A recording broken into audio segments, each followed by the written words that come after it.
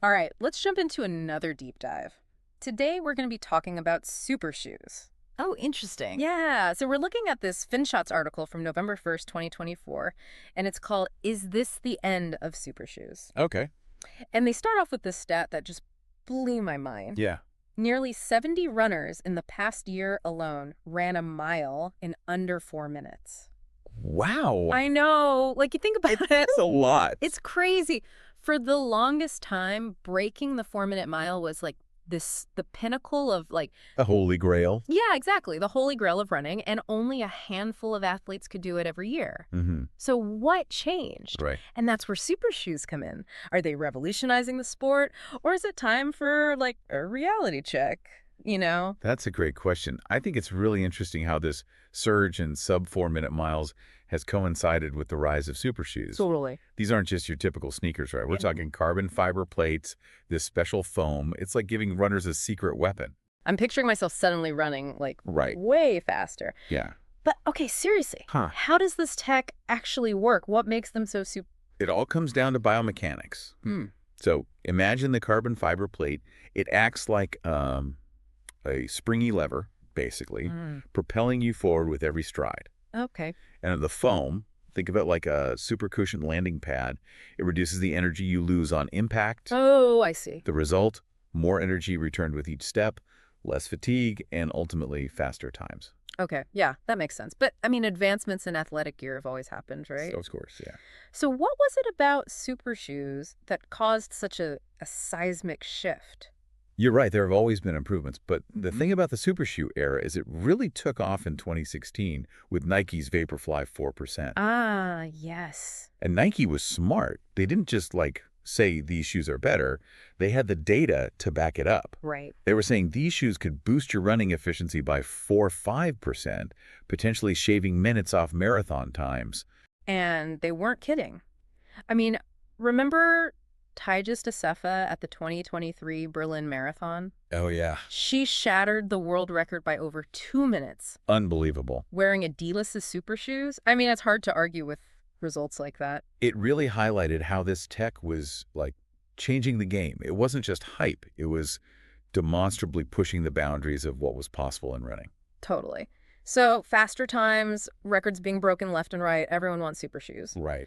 But then, as our FinShots article points out, World Athletics steps in. Why? Why do they get involved? Well, it seems like a fairness issue emerged. Yeah, okay. It boils down to accessibility. Uh-huh. These high-tech shoes, they can cost hundreds of dollars a pair. Yeah. Not every athlete, especially those just starting out, can Mhm. afford that. Of course. So it was creating a really uneven playing field where your sponsorship deal could determine your footwear and ultimately your performance. So how did World Athletics address this? Did they, like, ban super shoes altogether? Not quite.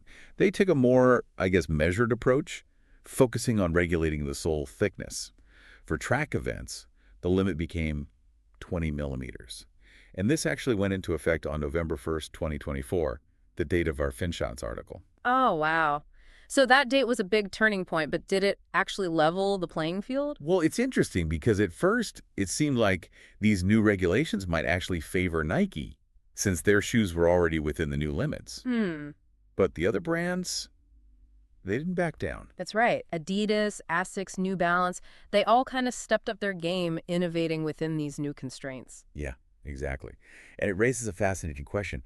Did the regulations stifle innovation or force these brands to be even more creative? Ooh, that's a good question. I think it's a little bit of both, honestly. It's like they were given this challenge, like design the best possible shoe within these specific parameters. Exactly. Kind of like a high-stakes design competition, you know? Hope. But while we're talking about innovation and pushing limits, it makes me think about a runner who achieved the seemingly impossible Yeah? without any fancy footwear, Roger Bannister, the first man to break the 4-minute mile. Back in 1954. Exactly, long before super shoes even existed. Long before. What do you think his accomplishment tells us about the role of technology in, achieving greatness? It's a great point.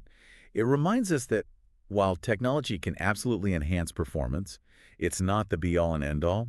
Bannister showed that the human spirit and pure willpower can overcome huge barriers. Yeah. He proved the 4-minute mile wasn't physically impossible, and after he did it, others started breaking it too. It's like he opened up this new realm of human potential. Exactly, yeah. So are we saying super shoes don't matter? It's all about the athlete. Well, not necessarily. Super shoes clearly do have an impact. They enhance performance. The science backs that up. Right. But the regulations, they highlight this really important idea of balance. Technology shouldn't be the only thing determining athletic success. It raises this question about what we value in sports. Right. Is it just about breaking records, or is it about the human spirit pushing boundaries no matter the gear? Right, yeah. It seems like this whole super shoe debate, it's about way more than just footwear. Right. It's about the core values of sportsmanship and what really counts as genuine achievement. Absolutely. And that's where things get really interesting. So you've got this really interesting tension, right, between all this amazing technology and wanting to keep things fair for everyone. Yeah, for sure. Makes you wonder where it all goes from here. It does. Like, is this the beginning of the end for super shoes, like our FinShots article asks? Right, exactly. I'd say it's more like the start of a whole new chapter. Ooh, I like that. A new chapter. Instead of like getting rid of the tech altogether, it's more about, refining it. Right. Making things more level for everyone. And who knows, maybe these new rules will actually lead to even more creative solutions.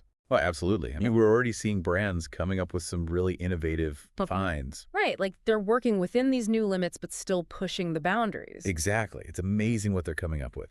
It is. But speaking of like pushing the boundaries, those claims about the vapor flies, giving runners a 4 or 5% boost in efficiency. Yeah. What does that even mean? Right. Like, how do you measure something like that? That's a really good point. It can't just be like, oh, you'll magically run 5% faster in these shoes, No, definitely not. There's got to be more to it. There's a lot more to it. We're talking about a runner's individual biomechanics, their training, even the weather on race day can play a role. Oh, wow. Super complex. And those early marketing claims, while they were backed by data, they were still open to interpretation. You know what I mean? Yeah, yeah. Like, it highlights the fact that we need to think critically about data, especially when it comes to technology and athletic performance. So it's not just about taking things at face value. Exactly. It's about understanding the nuances in the bigger picture. Exactly. And being responsible with how we interpret and apply that information. And honestly, this goes beyond just running, right? 100%. This whole tension between technology and fairness is happening in other sports too. Oh, yeah, for sure. Like, think about swimming. Right. They had those super high-tech suits that ended up getting banned after a ton of records were broken. And what about cycling? With the aerodynamic bikes and helmets and everything. Yeah, it seems like every sport is grappling with this question of, where do we draw the line? Right. Like, at what point does it stop being about the athlete and become more about the tech? Exactly. That's the million-dollar question. And honestly, there's no easy answer. Yeah. But I think the important thing is that we're having these conversations, we're aware of the impact technology is having, and we're making conscious choices about how we want our sports to evolve. Totally. It's not about rejecting progress. It's about being thoughtful and responsible. And finding that balance where tech enhances things without, taking over completely. Yeah, finding that sweet spot. So bringing it back to running, what does the future hold? Will we see fewer record-breaking performances now that super shoes are regulated? Well, it's hard to say for sure. Yeah. But remember what we said before, that human drive to push boundaries, that's powerful. That's true. So I think even with these new regulations, athletes and shoe designers are going to keep finding ways to improve, to optimize performance. Oh, yeah, for sure. And maybe these limitations will actually spark even more creativity, Right, like a whole new wave of innovation. Exactly. I'm actually kind of excited to see what happens. Me too. It's going to be really interesting. Yeah. It's that human spirit, right? That's unstoppable. It is. And it reminds me of something you said earlier about Roger Bannister unlocking a new realm of human potential. That really resonated with me. Yeah. It wasn't just about the lack of technology back then. It was about the belief that something was possible, even when everyone thought it wasn't. Totally. It's about pushing past those perceived limits. Exactly. And that makes you wonder what other impossible things are just waiting to be achieved, right? Right. Maybe the next generation of runners, even with these regulated shoes, will blow us all away. I think so too. It's exciting to imagine what they'll accomplish. It is. This whole conversation has been so thought-provoking. I agree. It's about so much more than just shoes. It's about the evolution of sports, the spirit of competition, and what humans are capable of. Well said. I think that's a great place to wrap up part 2 of our deep dive. Sounds good to me. We've covered a lot, from the nitty-gritty science to the bigger philosophical questions. And we did it all without mentioning ethics once. Uh-huh, right. But seriously, it's been a fascinating journey, and I hope our listeners are enjoying it too. Me too. I can't wait to see where the conversation goes in part 3.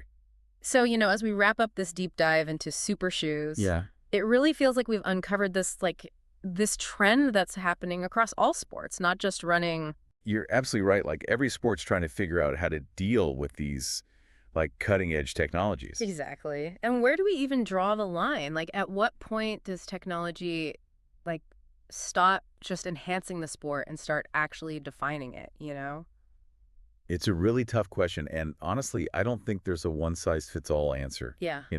Each sport kind of has to figure it out on its own. Right, right. But the important thing is that we keep talking about it.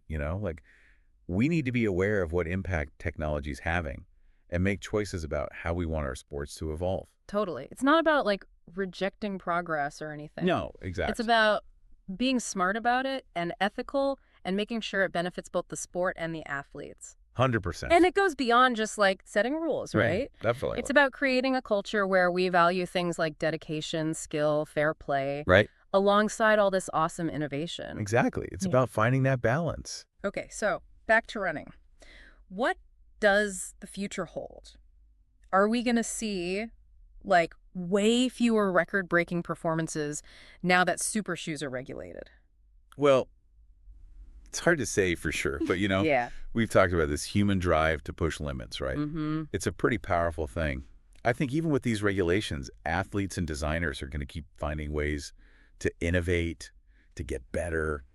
I think you're right, and who knows, maybe these limits will actually lead to even more creativity, like people will have to think outside the box even more. It's kind of exciting to think about, right? Like what they'll come up with. It is. It's that human spirit. It always finds a way. It really does. And it reminds me of something you said earlier about Roger Bannister, like unlocking this new realm of human potential. Yeah, that's what it's all about, right? It's not just about the tech. Exactly. It's about believing in what's possible, even when everyone else thinks it's impossible. Exactly. And then once someone shows it's possible, everyone else starts believing too. Right. And then the floodgates open. Exactly. This whole conversation has been so fascinating. It really has. So we've gone from the science of these shoes to the ethics of it all, and even, like, the philosophy of sport. Uh-huh. We've covered a lot of ground. We have, and we did it all without ever saying the word ethics.